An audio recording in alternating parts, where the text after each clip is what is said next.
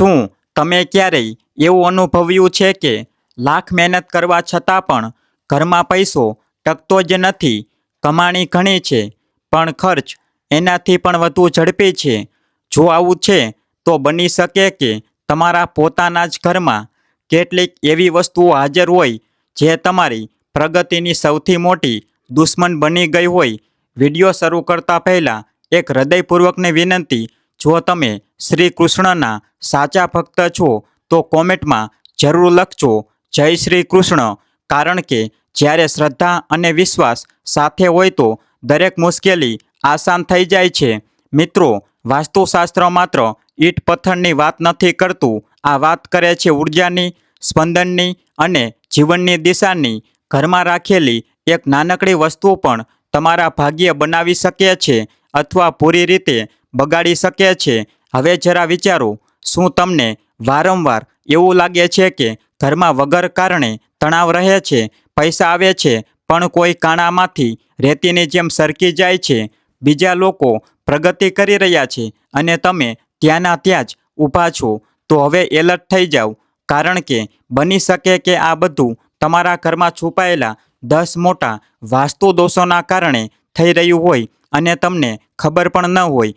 વાસ્તુ કહે છે કે દરેક વસ્તુ, ભલે તે નિર્જીવ કેમ ન હોય, એક ઉર્જા લઈને આવે છે, અને જો તે ઉર્જા નકારાત્મક હોય તો તે માત્ર તમારા ધનને જ નથી ખાઈ જતી, પરંતુ તમારી શાંતિ, તમારું સ્વાસ્થ્ય અને તમારી સફળતાને પણ ચૂપચાપ ગળી જાય છે.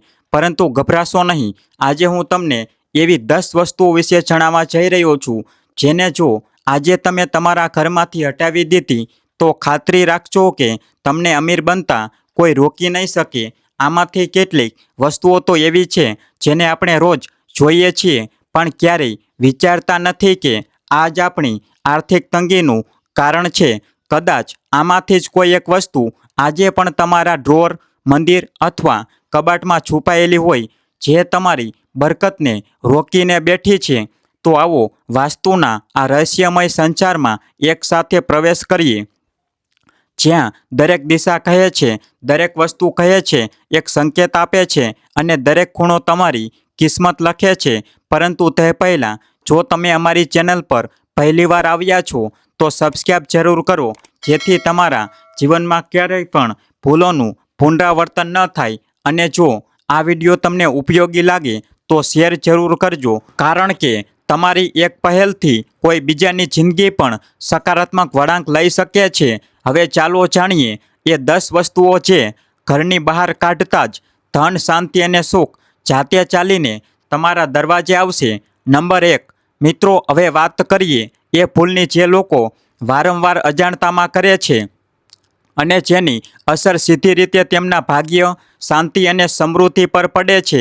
તે ભૂલ છે દેવી દેવતાઓની ખંડિત મૂર્તિઓ અથવા ફાટેલા ફોટાઓને ઘરમાં સાચવીને રાખવા. ઘણીવાર પૂજા કરતાં કરતાં મૂર્તિમાં તિરાડ પડી જાય છે, ફોટાના ખૂણા ફાટી જાય છે, પણ આપણી ભાવના જોડાયેલી હોય છે, તેથી આપણે તેને ફેંકવાનું પાપ માનીએ છીએ. પણ શું તમે જાણો છો, વાસ્તુ અનુસાર આ પાપ નથી પણ ભારે દોષ હોય છે, જે તમારી પ્રગતિમાં બહુ મોટો અવરોધ ઊભો કરી શકે છે.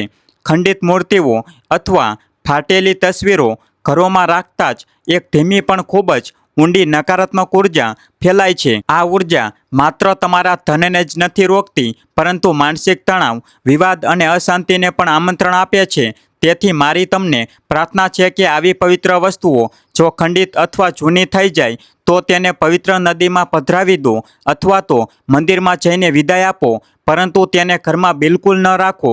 અને બીજી એક વસ્તુ, આજકાલ ઘણા લોકો ભગવાનના એવા ચિત્રો લગાવે છે જે પરંપરાગત નથી હોતા, જેમ કે ચલમપિતા શિવજી અથવા અત્યંત વિકરાળ ભૈરવ. આવા ચિત્રો, ભલે તે કળાના રૂપમાં જ કેમ ન હોય, ઘરની ઉર્જાને ભારે રૂપથી પ્રભાવિત કરે છે, કારણ કે દરેક ચિત્ર એક ભાવનાનો સંચાર કરે છે અને વિકરાળતા અથવા ક્રોધની છબીઓ ઘરમાં સૌમ્યતા અને ધનલક્ષ્મીને દૂર કરી દે છે. ધ્યાન રાખો, દેવતા જ્યારે ઘરમાં હોય તો તેમનું ધ્યાન, તેમની સંખ્યા અને તેમનું સ્વરૂપ બધું જ વાસ્તુ અનુસાર સંતુલિત હોવું જોઈએ, કારણ કે જો પૂજ્ય પણ અશુદ્ધ અથવા અસંતુલિત હોય તો કૃપાની જગ્યાએ વિપત્તિ આવી જાય છે. તો આજે જ ઘરમાં જુઓ કે ક્યાંક કોઈ ખંડિત મૂર્તિ, ફાટેલો ફોટો અથવા વિકરાળ ચિત્રો તો નથી રાખેલો ને? જો હા, તો પહેલું પગથિયું છે તમારી ધનહાનિનું, અને તેને હટાવતા જ તમે ચમત્કારિક રૂપે ફરક અનુભવશો. યાદ રાખો, શુદ્ધતા માત્ર મનમાં જ નહીં, ઘરની દિવાલો અને ખૂણાઓમાં પણ હોવી જોઈએ. ત્યારે જ તો લક્ષ્મીમાં રોકાય છે. નંબર 2, વાસ્તુશાસ્ત્ર આપણને શીખવાડે છે કે આપણું ઘર અથવા ઓફિસ માત્ર ઈંટ પથ્થરનું માળખું નથી, પણ આપણી ઉર્જાનું કેન્દ્ર હોય છે. તેથી જ્યારે આપણે ત્યાં કોઈ વસ્તુ, ચિત્ર લગાવીએ છીએ તો તેની સાથે તેની ઉર્જા પણ આપણા જીવનમાં પ્રવેશ કરે છે. સાપ, ગધેડો, ઘુવડ, ભૂંડ, બાજ, ચામાચીડિયું, ગીધ, કબૂતર અથવા કાગડા જેવા જીવો ભલે પ્રકૃતિનો ભાગ છે, પરંતુ તેમના ચિત્રો આપણી આસપાસ એક નકારાત્મક અને હિંસાત્મક ઉર્જાનો સંચાર કરી શકે છે. આવા ચિત્રો આપણા મન અને માહોલમાં અશાંતિ અને તણાવ વધારી શકે છે. તેથી પોતાના આસિયાનને શાંતિ, પ્રેમ અને સકારાત્મક ઉર્જાથી ભરવા માટે આવા ચિત્રોથી બચવું જ સમજદારી છે. કોઈની પાસેથી ભેટ તરીકે રૂમાલ લેવો અથવા કોઈની રૂમાલ વાપરવો તમારા માટે નુકસાનનો સોદો બની શકે છે. વાસ્તુશાસ્ત્રમાં કોઈની પાસેથી મફતમાં રૂમાલ લેવાની મનાઈ કરવામાં આવી છે. આવું કરવાથી તમારો સંબંધિત વ્યક્તિ સાથે ઝઘડો થઈ શકે છે અને સંબંધોમાં ખટાશ આવી શકે છે. નંબર 3, જો તમને પર્સ રાખવાનો શોખ છે તો આ માત્ર ફેશન અથવા જરૂરિયાત પૂરતું નથી. આ તમારી ઉર્જા અને સૌભાગ્ય સાથે પણ જોડાયેલું હોય છે. વાસ્તુશાસ્ત્ર કહે છે કે પર્સ અથવા તિજોરીમાં માત્ર પૈસા જ નહીં, પણ ઉર્જાનો પ્રવાહ પણ હોય છે.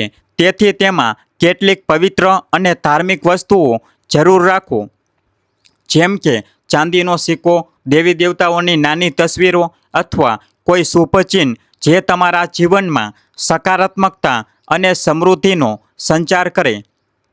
ધ્યાન રાખો, ફાટેલી તિજોરી અથવા તૂટેલું પર્સ માત્ર તમારા ધનને જ નથી રોકતું, પરંતુ તમને બરકત પણ નથી ટકતી. એવી જ રીતે ખિસ્સામાં રાખેલી ફાટેલી જૂની નોટો પણ ધીરે ધીરે નકારાત્મકતા ફેલાવે છે. તમારું પર્સ તમારી સમૃદ્ધિનું પ્રતીક છે. તેને આદર આપો, સાફ સુથરું રાખો અને તેમાં માત્ર એવી જ વસ્તુઓ રાખો જે તમારા જીવનમાં ખુશાલી લાવે. નંબર 4, ઘર એ જગ્યાએ હોય છે જ્યાં આપણે સુકૂન, પ્રેમ અને ઉર્જાની શોધ કરી શકીએ છીએ. પરંતુ જરા વિચારો, જો એ જ ઘરમાં તૂટેલી ફૂટેલી વસ્તુઓ હોય, જેમ કે ફાટેલો અરીસો, બગડેલી ઘડિયાળ, તૂટેલો પલંગ અથવા તિરાડ પડેલો દીવડો, તો શું તે ઘર સુખ અને સમૃદ્ધિનું કેન્દ્ર બની શકશે? વાસ્તુશાસ્ત્ર આપણને આ જ ચેતવણી આપે છે.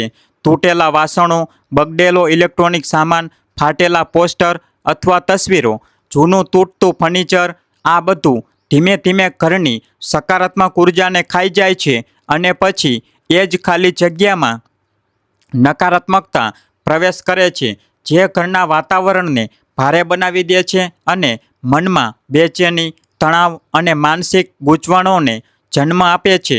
જો તમારા ઘરમાં કોઈ પણ વસ્તુ તૂટેલી છે તો તેને કાં તો તરત જ રિપેર કરાવી લો અથવા દિલથી વિદાય આપી દો, કારણ કે આ વસ્તુઓ માત્ર નકામી નથી હોતી, તે તમારી ખુશીઓના રસ્તામાં અડચણ બની જાય છે. તમારું ઘર તમારું મંદિર છે. તેને સાફ, સુંદર અને ઉર્જાથી ભરપૂર રાખો. તૂટેલી વસ્તુઓ સાથે નાતો તોડો અને નવી રોશનીને તમારા જીવનમાં આમંત્રિત કરો.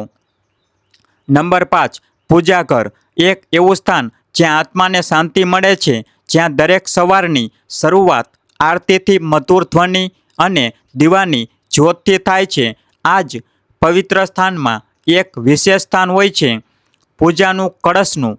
પણ શું તમે જાણો છો કે આ કળશને ખાલી છોડી દેવો માત્ર એક સામાન્ય ભૂલ નથી, પણ એક ગંભીર વાસ્તુ દોષ બની શકે છે?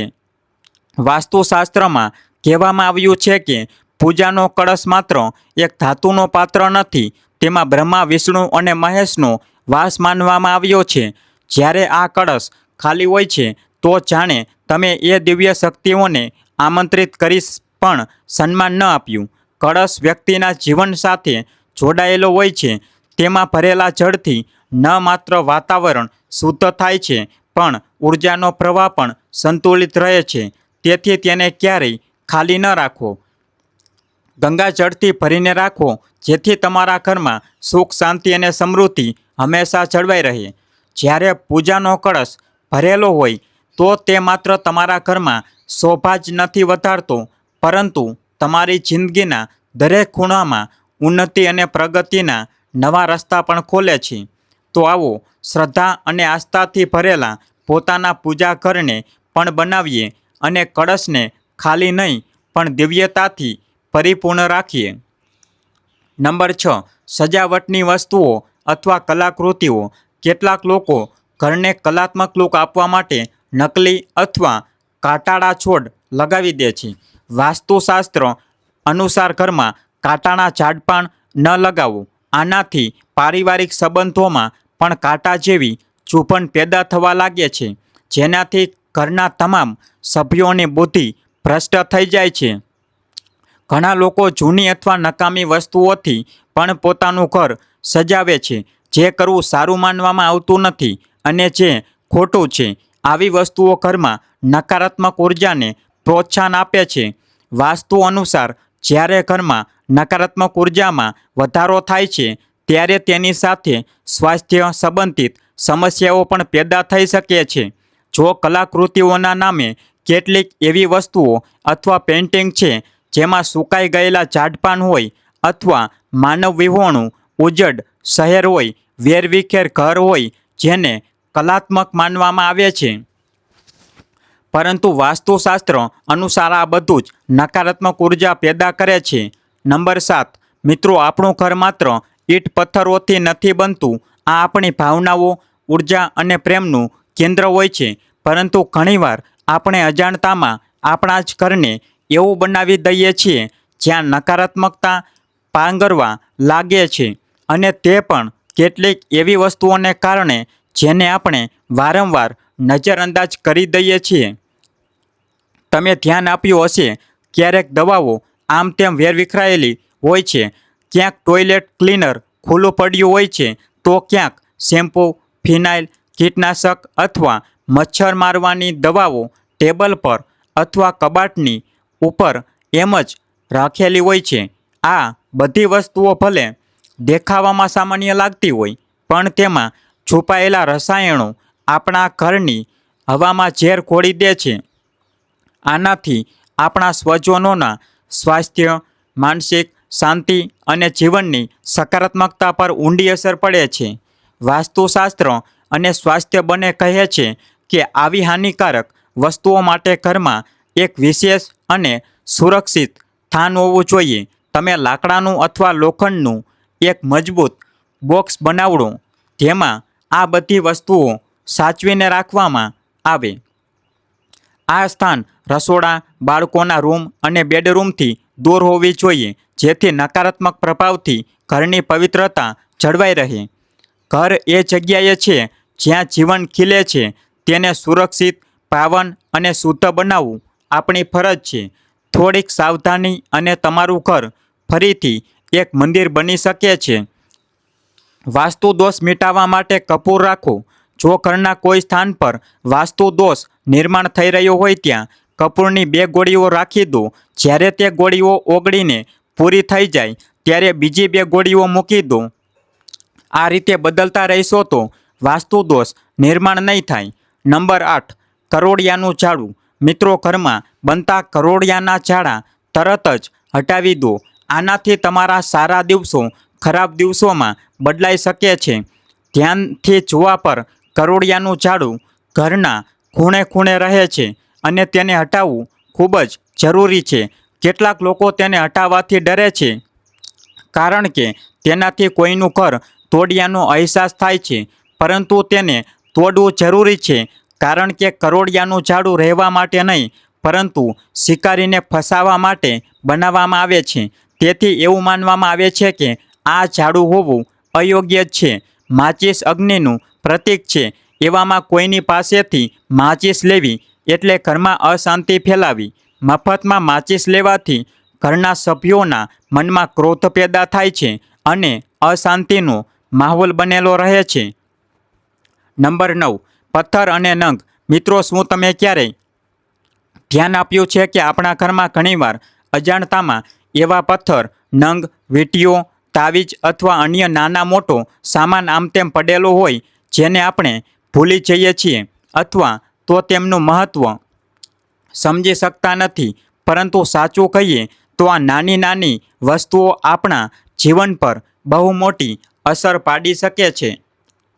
વાસ્તુશાસ્ત્રમાં કહેવામાં આવ્યું છે કે એક નાનકડો પથ્થર પણ આપણું ભાગ્ય બદલી શકે છે. ક્યારેક તે તમારા માટે શુભ હોય તો ક્યારેક દુર્ભાગ્યનું કારણ પણ બની શકે છે. જ્યારે આ અનિચ્છનીય અને અજાણતામાં રાખેલા પથ્થર અથવા તાવીજ ઘરમાં પડ્યા રહે છે તો તેમની ઉર્જા ધીરે ધીરે તમારા ઘરના વાતાવરણને બદલવા લાગે છે. તે નકારાત્મકતાનો સંચાર કરી શકે છે અને તમારા મન તથા પરિવારમાં તણાવ, ગૂંચવણ અને પરેશાનીઓ લાવી શકે છે. તેથી પોતાના ઘરના નકારાત્મક ઉર્જા જાળવી રાખવા માટે જરૂરી છે કે તમે આવા અનાવશ્યક અને અજાણતામાં રાખેલા પથ્થરો, તાવીજો અથવા નંગોને સમજદારીથી ઘરની બહાર કાઢી મૂકો. આ પગલું તમારા ઘરને નવી ઉર્જા, ખુશી અને સફળતાથી ભરી દેશે. યાદ રાખો, આપણું ઘર આપણી આત્માનું પ્રતિબિંબ છે. તેને સાફ, સકારાત્મક અને સુખદ બનાવવું આપણા સૌની જવાબદારી છે. નંબર 10. સોફા, ખુરશી અને ટેબલ. મિત્રો, તમારા ઘરમાં જો કોઈ તૂટેલી ખુરશી કે ટેબલ પડેલું છે તો તેને તરત જ ઘરમાંથી હટાવી દો અથવા તેને રિપેર કરાવી લો. આ તમારા પૈસા અને પ્રગતિને રોકી દે છે. સોફા, ખુરશી અથવા ટેબલ કેવા હોય તેનું પણ વાસ્તુ હોય છે.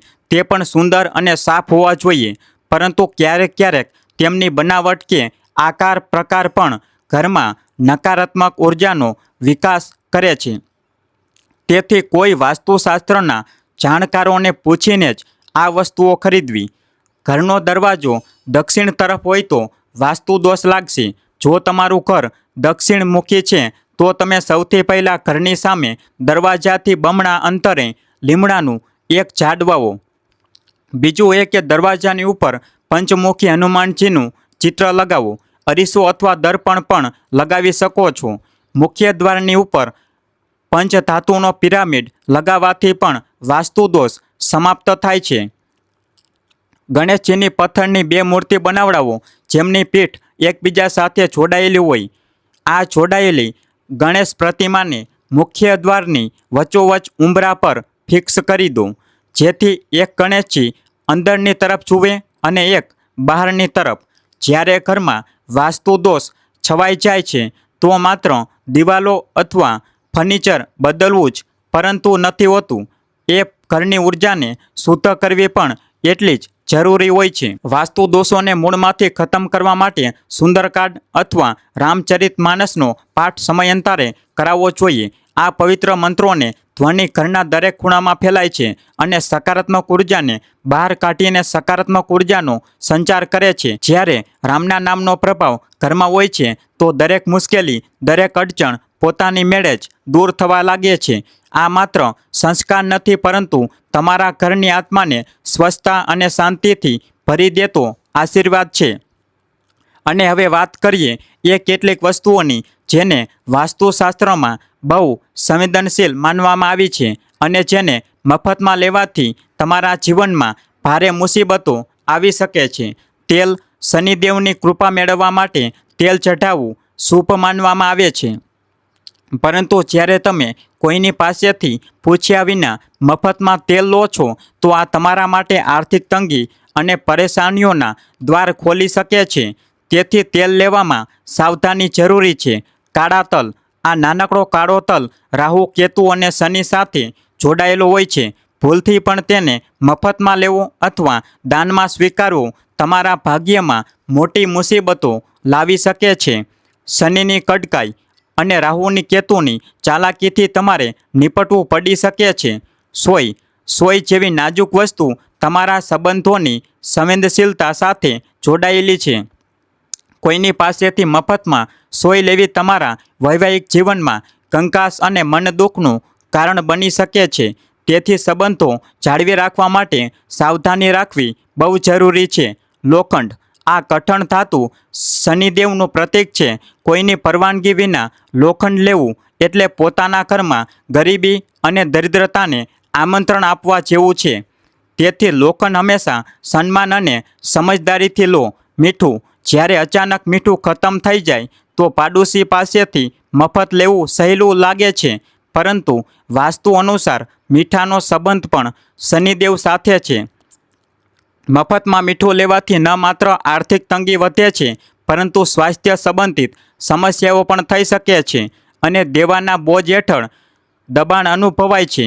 મિત્રો, આ વાતો માત્ર રિવાજ અથવા જૂની માન્યતાઓ નથી, પરંતુ તમારા જીવનને બહેતર બનાવવા અને સુખ શાંતિ જાળવી રાખવાના વાસ્તુ નિયમો છે. આને સમજો, અપનાવો અને તમારા ઘરને એક સકારાત્મક, શાંતિપૂર્ણ અને સમૃદ્ધ સ્થાન બનાવો. મિત્રો, આપણું ઘર આપણું સૌથી મોટું આશિયાનું હોય છે, જ્યાં આપણી ખુશીઓ, સપનાઓ અને આશાઓ ઉછરે છે. તેથી તેને સકારાત્મક ઉર્જાથી ભરવું આપણી સૌથી મોટી જવાબદારી છે. વાસ્તુના આ સરળ પરંતુ ઊંડા નિયમો આપણને એ જ શીખવે છે કે નાની નાની વાતોની પણ આપણા જીવનમાં મોટી અસર થાય છે. તો આવો આપણે આપણા ઘરને નકારાત્મકતાથી મુક્ત કરીએ, વાસ્તુ દોષોને દૂર કરીએ અને એવું વાતાવરણ બનાવીએ જ્યાં પ્રેમ, સમૃદ્ધિ અને શાંતિ હંમેશા બની રહે. યાદ રાખો, જ્યારે આપણું ઘર ખુશાલ હશે ત્યારે જ આપણી જિંદગી પણ ખુશીઓથી ભરાઈ જશે. આભાર.